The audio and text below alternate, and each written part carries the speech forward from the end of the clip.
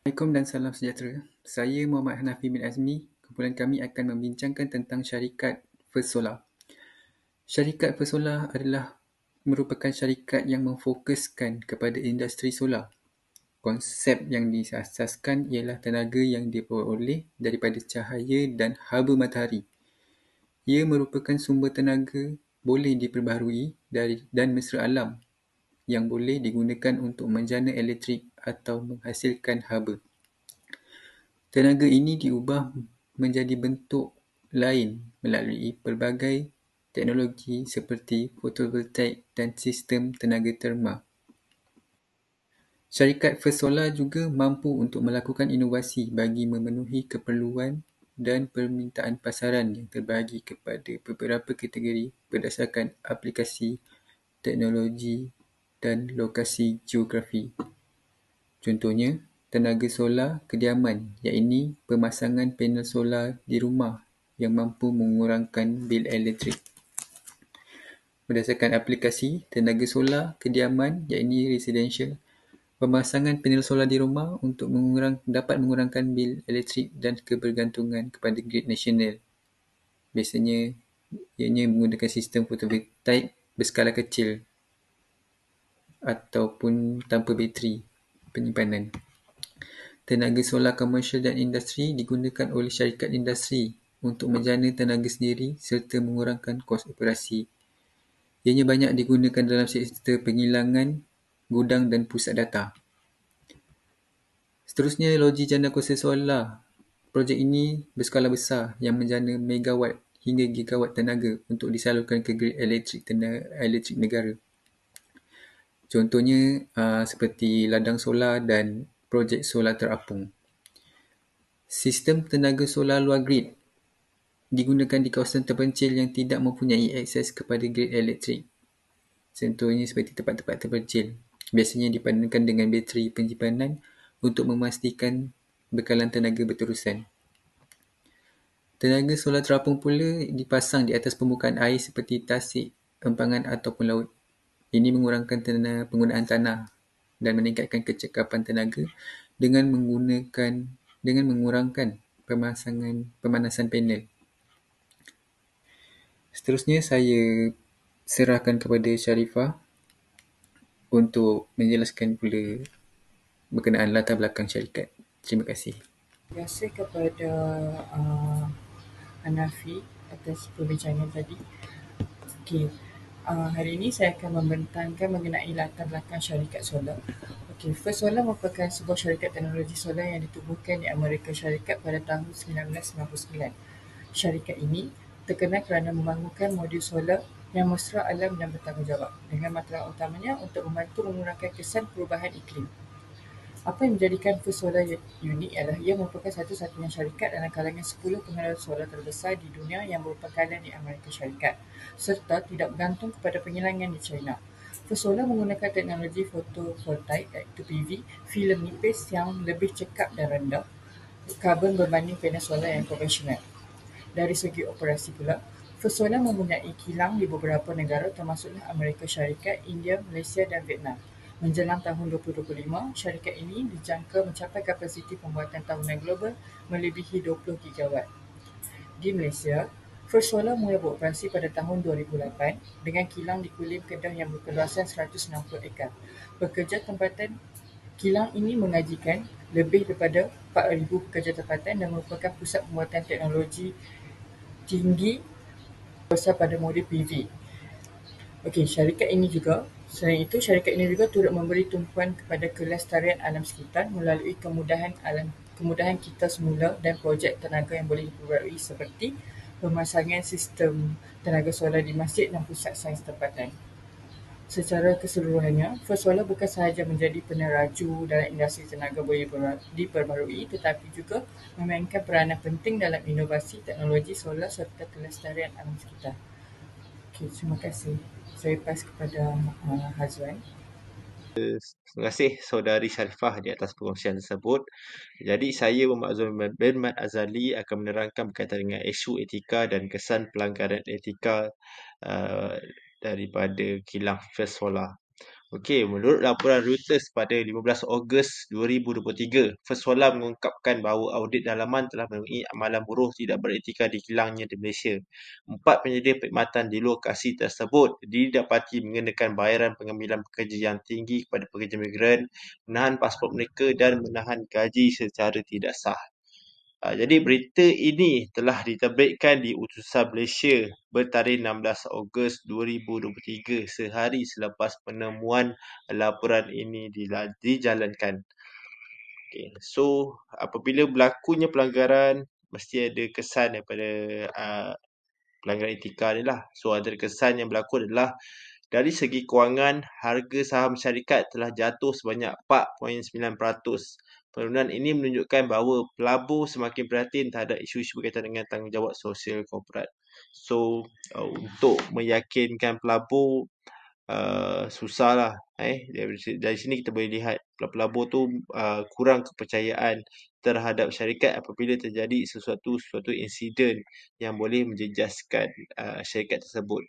Yang kedua adalah reputasi syarikat juga terjejas yang memberi kesan terhadap jualan dan kontrak masa depan. Terutamanya apabila semakin banyak syarikat dan kerajaan mengutamakan pembekal yang mempunyai rekod etika yang bersih. So bila First Solar ni dia nak masuk tender-tender kerajaan di Malaysia, dia terpaksa bersaing dengan syarikat-syarikat lain. Tetapi syarikat-syarikat lain yang mempunyai kuasa besar ni pun mungkin ada rekod yang lebih baik daripada mereka. Jadi dia punya orang kata apa, peluang dia untuk menang tender tu terhad. So apabila benda-benda ni terjadi. So itu saja daripada saya. Saya serahkan kepada saudari Fatin. Terima kasih. Terima kasih Azwan. Assalamualaikum dan salam sejahtera. Nama saya Fatin Nabila Ayuni binti Muhammad Zauri dan saya akan membentangkan tentang dilema etika yang berlaku di dalam syarikat First Solar Malaysia. Dalam dunia perniagaan, dilema etika sering berlaku apabila ada konflik antara keuntungan dan tanggungjawab moral. First Solar Malaysia adalah sebuah syarikat tenaga solar yang terkenal. Mereka berdepan dengan beberapa isu etika yang mencetuskan kontroversi. Antara cabang utama di mana dilema etika ini berlaku ialah dalam pengurusan sumber manusia, kepatuhan peraturan serta tanggungjawab sosial korporat. Poin yang pertama adalah pengambilan pekerja asing secara tidak beretika lah. First Solar Malaysia ni, syarikat ini dikritik kerana mengenakan yuran pengambilan yang tinggi kepada pekerja asing. Hal ini menyebabkan mereka rasa terbeban dengan hutang dan terpaksa bekerja dalam keadaan yang tidak adil sehingga membawa mereka menjadi buruh paksa lah. Ada juga laporan yang mengatakan pasport pekerja ditahan. Hal ini menyukarkan mereka untuk keluar daripada pekerjaan mereka walaupun menghadapi layanan yang buruk. Selain itu, pemotongan gaji secara tidak sah turut berlaku menyebabkan mereka semakin terhimpit dalam keadaan mereka lah. Isu ini bukan sahaja menjejaskan kebajikan pekerja tetapi juga merosakkan reputasi syarikat di peringkat antarabangsa. Seterusnya adalah pemotongan gaji secara tidak sah. Macam yang saya katakan tadi, ada terdapat pemotongan gaji secara tidak sah berlaku di dalam syarikat ini. Hal ini kerana pekerja ini mengalami kelewatan untuk menerima gaji sebab syarikat ni lambat membayar gaji kepada mereka dan membuat pemotongan gaji tanpa persetujuan pekerja.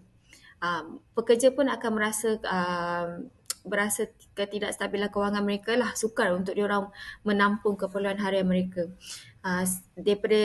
Kesan daripada ini, mereka rasa tidak puas hati dan membawa kepada mogok dan penurunan produktiviti dalam pekerjaan mereka lah.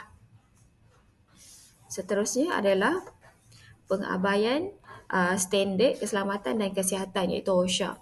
Syarikat ini dikritik kerana gagal mematuhi peraturan keselamatan di tempat kerja menyebabkan risiko kemalangan meningkat. Pekerja terdedah kepada bahaya akibat peralatan yang tidak diselenggara dengan baik dan kurangnya langkah keselamatan. Berlaku kecederaan pekerja yang mana boleh membawa kepada tindakan undang-undang terhadap syarikat.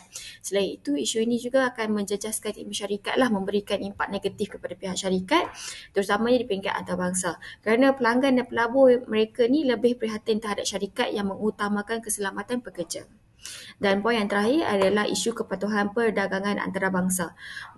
Syarikat ini, First Solar Malaysia, berdepan dengan cabaran besar apabila Amerika Syarikat telah mengenakan tarif import ke atas panel solar dari Asia Tenggara. Hal ini menimbulkan dilema etika kepada syarikat, sama ada mereka ni nak kekal beroperasi di Malaysia ataupun berpindah ke luar negara. Dan ini mereka untuk tujuan mereka adalah untuk mengelakkan sekatan perdagangan. Sekiranya mereka kekal, kos operasi meningkat dan boleh menjejaskan keuntungan mereka. Dan sekiranya mereka berpindah, ia akan memberi kesan kepada pekerja tempatan dan pelaburan yang sedia ada di Malaysia. Jadi syarikat tak boleh berdiam diri, mereka perlu mencari jalan untuk memastikan jalan keluar untuk memastikan kepatuhan kepada peraturan antarabangsa tanpa merugikan perniagaan. Jadi bila mereka ni, syarikat ini berdepan dengan pelbagai dilema etika yang boleh menjejaskan pekerja, operasi dan reputasi syarikat, isu-isu ini perlulah mengambil kira untuk mengekalkan reputasi syarikat dan tidak memberikan tekanan yang tinggi kepada pihak syarikat.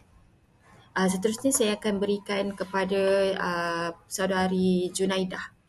Terima kasih Fatin kongsian tersebut. Nama saya Nur Jubaidah binti Jamaluddin. Saya akan membentangkan cadangan penyelesaian isu pasport dan gaji pekerja di First Solar. First Solar mengambil langkah segera untuk menangani isu penyimpanan pasport dan pembayaran gaji pekerja. Tindakan ini penting bagi memastikan kebajikan pekerja terjamin serta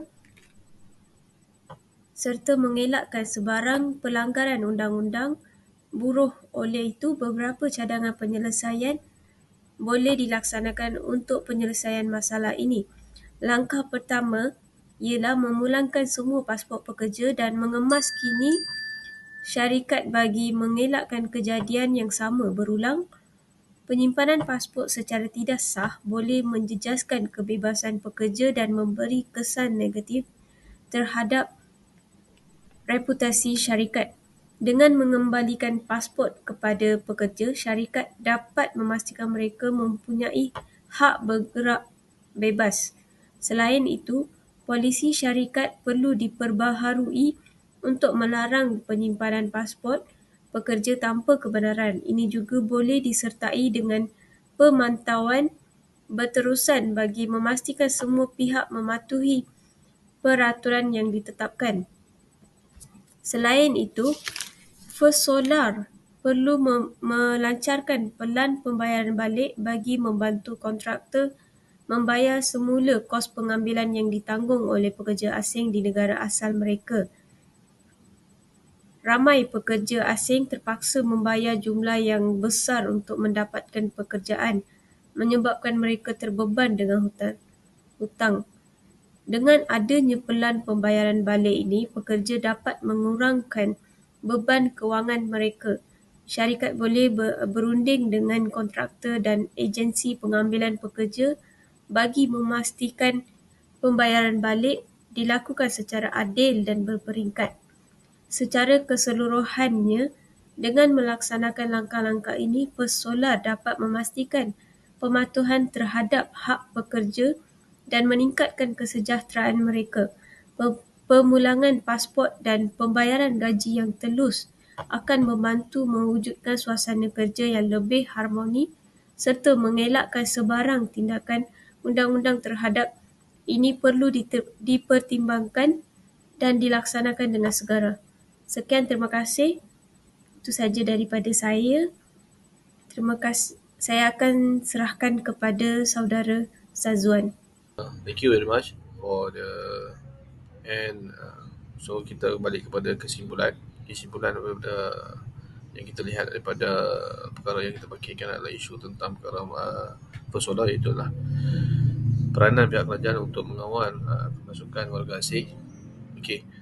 Dalam perkara ini kita dapat lihatlah macam mana kerajaan perlu menaik tarafkan tentang pengawalan, iaitu pengawalan tentang keselamatan, tentang penyelesaian yang diambil oleh warga asing. Selain itu juga adalah pihak kerajaan perlulah melakukan tapisan keselamatan pekerja, iaitu terutamanya kepada pihak yang pengambilan, iaitu ada factory-factory yang mengambil pekerja. Selain itu juga